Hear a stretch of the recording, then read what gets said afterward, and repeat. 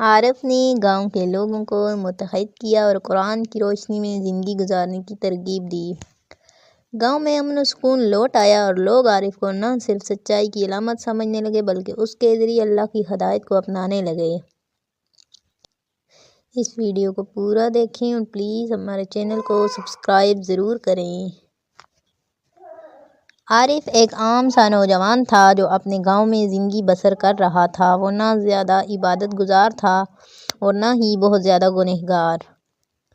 زندگی کے معاملات میں وہ زیادہ تر اپنے کام سے کام رکھنے والا انسان تھا، لیکن ایک رات اس کی زندگی ہمیشہ کے لیے بدلنے والی تھی۔ رات کے آخری پہر عارف نے ایک عجیب خواب دیکھا۔ خواب میں ایک بلند پہاڑ نظر آیا جس کی چوٹی پر ایک روشنی کا خالہ تھا۔ روشنی کے درمیان ایک آواز گونجی، عارف، اللہ کی امانت تمہارے قریب ہے لیکن تمہیں اسے تلاش کرنا ہوگا۔ یہ راز تمہارے لیے آزمائش ہے۔ عارف خواب سے چونک کر جھک گیا۔ اس کے دل کی دھڑکن تیز تھی اور ماتھے پر پسینہ تھا۔ وہ حیران تھا کہ یہ خواب کیا معنی رکھتا ہے، لیکن وہ جانتا تھا کہ یہ عام خواب نہیں بلکہ کچھ خاص تھا۔ اگلے دن عارف قریبی گاؤں کے ایک عالم دین مولانا رحمت اللہ کے پاس گیا اور اپنا خواب بیان کیا۔ مولانا نے عمیق نظروں سے عارف کو دیکھا اور کہا، بیٹے، خواب کبھی کبھی اللہ کی طرف سے پیغام ہوتے ہیں۔ یہ پیغام تمہارے لیے آزمائش بھی ہو سکتا ہے اور رحمت بھی۔ اس کے لیے دعا کرو اور اللہ سے رہنمائی طلب کرو۔ مولانا نے مزید کہا، اگر اللہ نے تمہیں کچھ دیا ہے تو یاد رکھو یہ تمہارے لیے ذمہ داری ہوگی۔ سچائی کے راستے پر چلو اور صبر سے کام لو۔ عارف اور اس خواب کے بارے میں مسلسل سوچتا رہا۔ چند دن بعد گاؤں کے نزدیک ایک پرانی مسجد کی مرمت ہو رہی تھی۔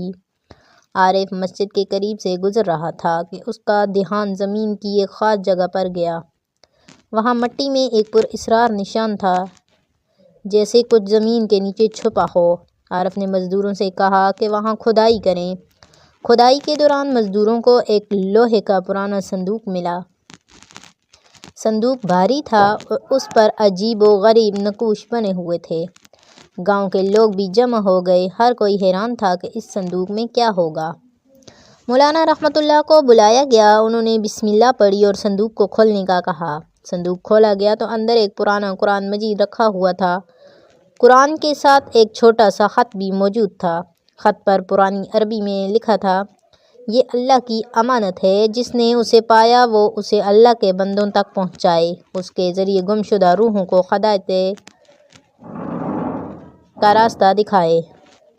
عارف نے قرآن کو انتہائی احترام سے اٹھایا اور مولانا کے حوالے کیا، لیکن اس کے بعد عجیب واقعات شروع ہو گئے۔ گاؤں میں کچھ لوگوں نے اس قرآن کو جھوٹ قرار دینا شروع کر دیا۔ انہوں نے کہا کہ عارف صرف اپنی شہرت کے لیے یہ سب کر رہا ہے۔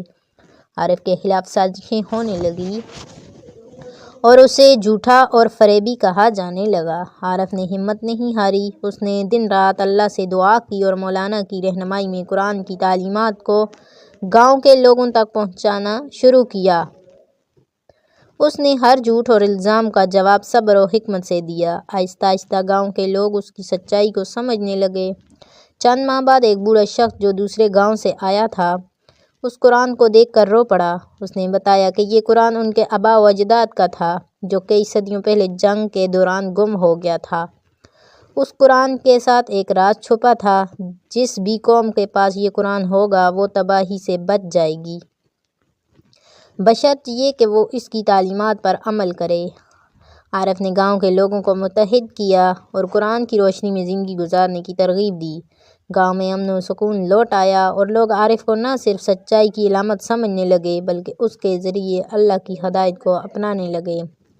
عارف نے سیکھا کہ اللہ کی امانت کی حفاظت کرنا ایک عظیم ذمہ داری ہے اور اس میں صبر، ایمان اور قربانی ضروری ہے۔ اللہ کے راستے پر چلنے والے کو ہمیشہ آزمائشوں کا سامنا کرنا پڑتا ہے، لیکن صبر اور ایمان کے ذریعے وہ ہر مشکل کو پار کر سکتا ہے۔